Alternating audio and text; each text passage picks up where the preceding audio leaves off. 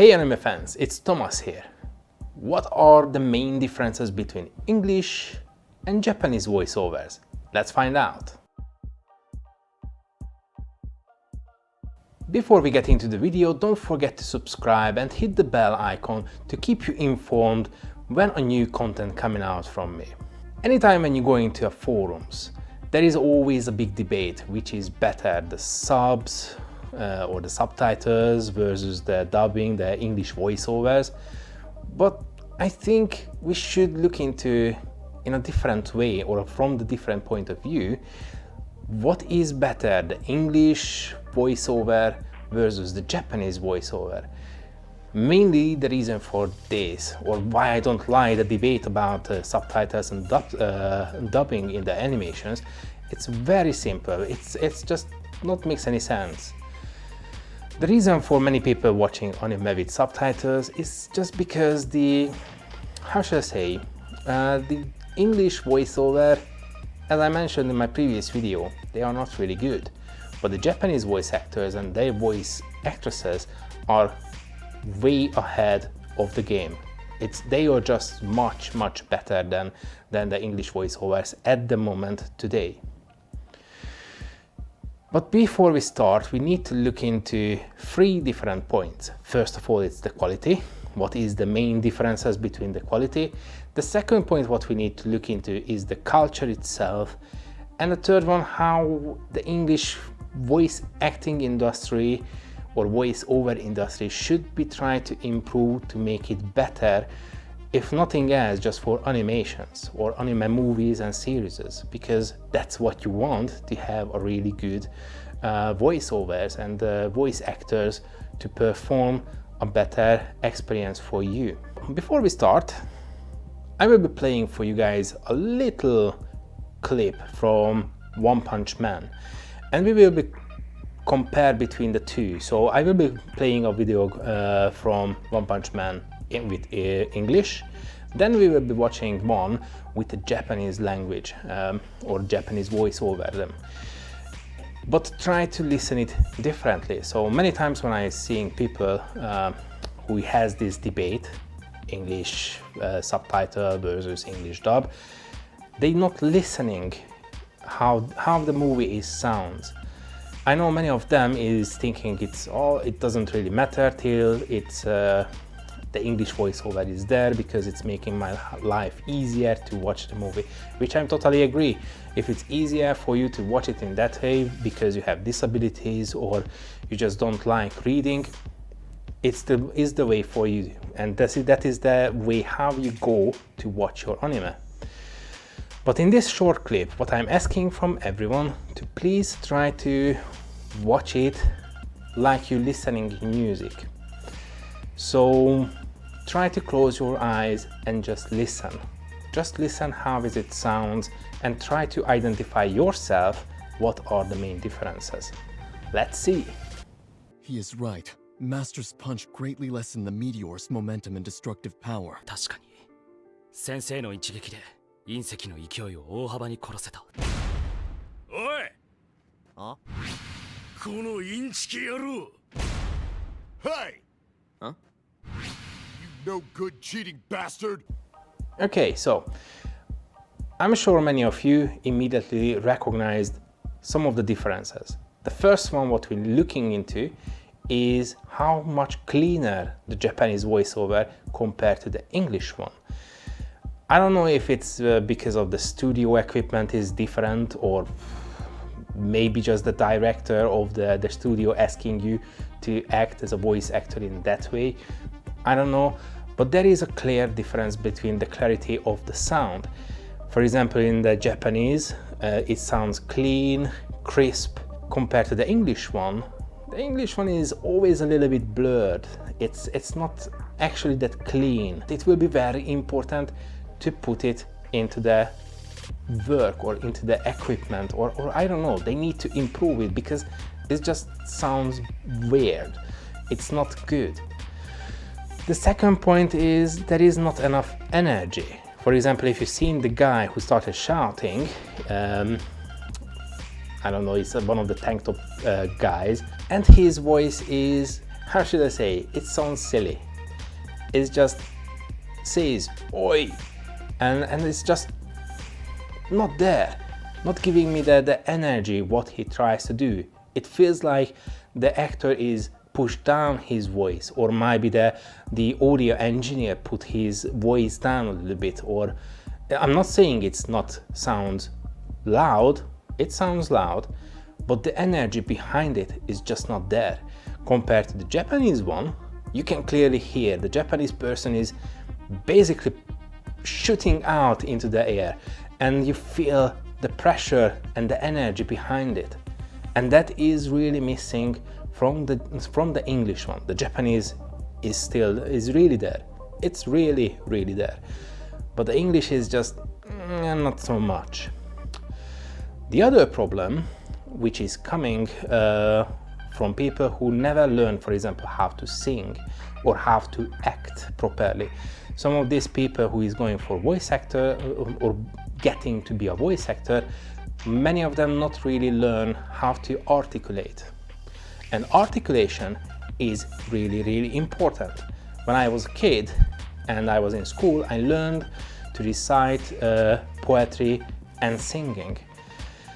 And one of the lessons was you always need to make sure you articulate properly. So you need to open your mouth and form the letters to make sure your audience can hear properly what you say. Many times when I'm watching an anime with English dub, I just don't understand some words what the people says.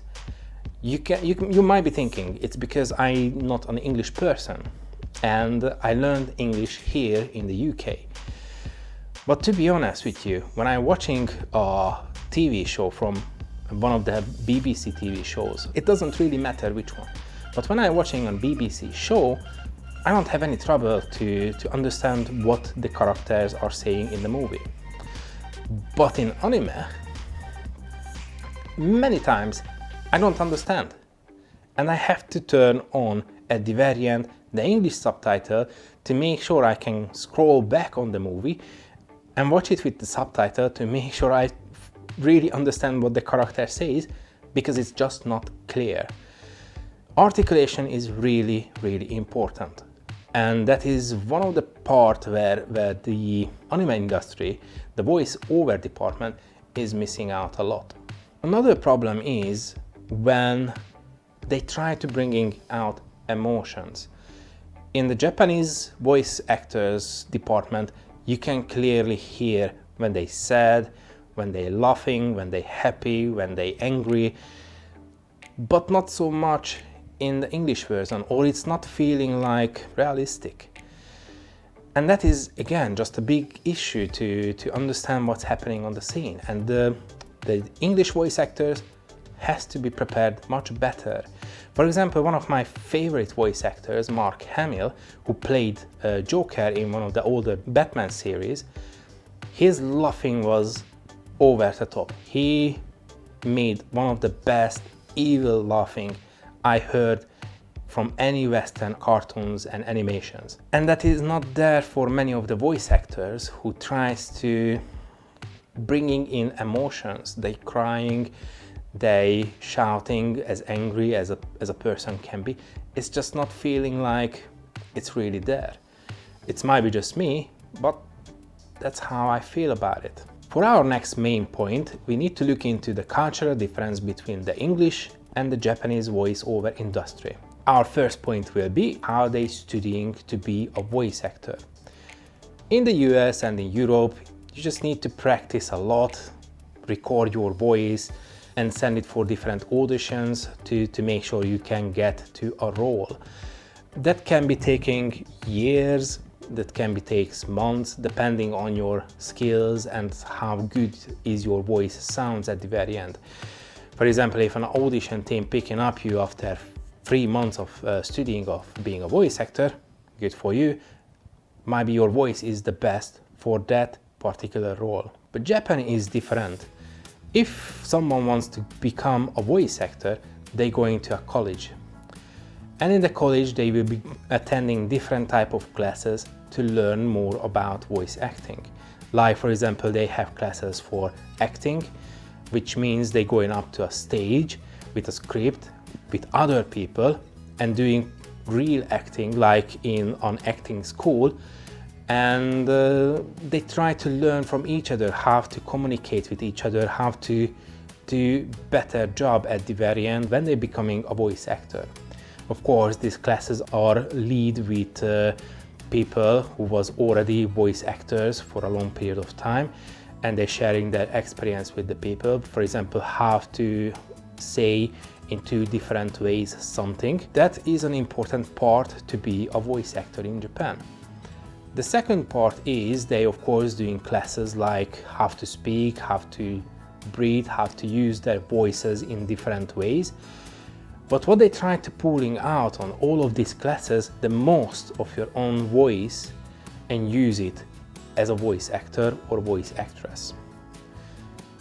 Another funny point is, which I'm sure many of my friends not aware too, voice actors are learning to sing, because singing can help them to build up the stamina of their lungs, to use it longer, the strength to make it more powerful. And of course there is a part which there is a game is made and it's a successful game, and they start selling the original soundtrack, which might be have the voice actors singing some songs. They can go out to perform on a big stage in front of an audience as singers. Same thing with animations. If an anime is getting very popular and they manage to sell the original soundtracks of the movie, and of course with some of the singers, what the voice actors are singing, they need to learn how to sing. They might be using it on stage. Another point is the difference between the publishing industry, because in Japan you're not just learning to be a voice actor for anime movies and anime series, but many of the people learning how to be a narrator, advertisements and whatsoever. Another difference is between in the industry, to be honest, is how much money is the company is spending on. That is always a major factor. But what I learned from my 20-30 years of anime watching, there are low budget movies with great voice actors, and they're doing a brilliant job. They always try to bring out the maximum of their voices to bring life for the animation behind it. But in the Western areas, it's a little bit different with the publishing. They try to save as much money as possible. So of course, they won't bringing in AAA Hollywood actors to do the voice acting for every small roles. In the recent years, you can see a clear change on that, to be honest, because when I watched The Shield Hero, sound of the main character was quite good. And I watched the movie, and not the movie, the TV series, I watched it with Japanese first, with Japanese voice acting. But when I started watching it in English, I have to say, finally there is a little change there. That means they started inputting some money into the business a little bit more, because, as I mentioned, it's a growing industry in the Western area. So it's getting bigger and bigger year after year. Anime is a big Japanese industry and is growing outside from the country for years now, and it's exponentially growing every year because more and more people start watching it. We have to understand how the industry is creating anime first of all. Voice acting actually happens before the anime is being finished or any of the drawings is completed. What I mean, they basically have a very rough draft of the movie, usually just showing the area where the characters are. Maybe the characters are just small blue dots or blue characters on the screen, which is basically just moving over the screen somewhere, but not really animated. And the voice acting is basically happens in that time. The voice actors stand in front of the microphones, they start playing the draft, and the voice actors start playing together to create the scene. After that, when it's completed, basically building the whole animation around the voice actors. It's not like in, for example, in Europe and US, where you have already the completed animations in your hand, and you just need to change the audio line of the voice actors to the English voice actors, which basically making a little bit hard the life of the English voice actors and the people who is actually translating to make sure that the length of the voice will be matching each other, but they have to do it in that way. So for the last part of our video, what we need to look into, the improvements what the industry should be doing in the next upcoming years to improve the experience for their customers. First of all, they should be picking up the right voice for each character, not just picking up the same person who gave the voice for a bad guy previously to make the same voice for for a total different bad guy. No, they should be picking up the right people for the right role. What I mean is, if you watched, for example, the Simpson family, Bart Simpson's voice was created by a lady, but her voice was perfect to be Bart Simpson. And the voice acting was brilliant behind it. We need to reach with animations and anime movies and series the same level without, for example, asking for a AAA Hollywood actor or a Broadway actor to come over to give a voice for the characters, and not just picking up someone and telling him, look mate, can you give me more spice to your voice? Like for example Fluffy, who is a big stand-up comedian in the US. He is basically was introduced to do one of these toy car movies voice acting, but he was introduced to the studio, so he went to the studio to do the voice acting for this character, and he started doing his normal voice or made the character alive. And the person, the director behind the glass, she started asking her to give me more spice, and at the end he needed to act as a Mexican for a Mexican car, because that's what they wanted. So basically what they did, they fully changed how he is sounding from something which he can do because he's doing a lot of voices and he is making a living from it. But I think personally that is not the right way the industry should be going. I think the industry should be picking up the right voice for the right character. As I'm not really sure how the industry is backing up their voice actors and how they backing up the trainings for them, but I think in the future we might need to copy how is the Japanese industry is working, or partly, not fully, but partly.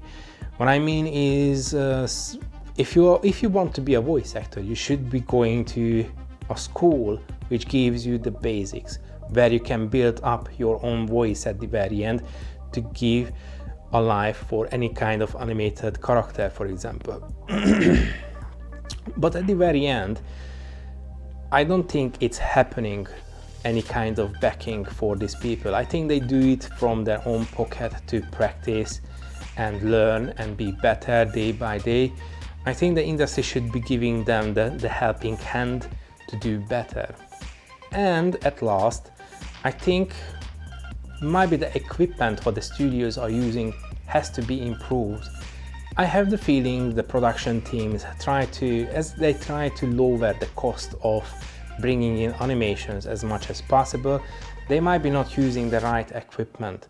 So I think they might be just need to use a studio which has better equipment for voice acting, or the studio needs to improve their own equipment to make it better, because as I mentioned at the beginning of this video, the cleanliness of the sound, the cleanliness is just not there compared to the Japanese counterpart.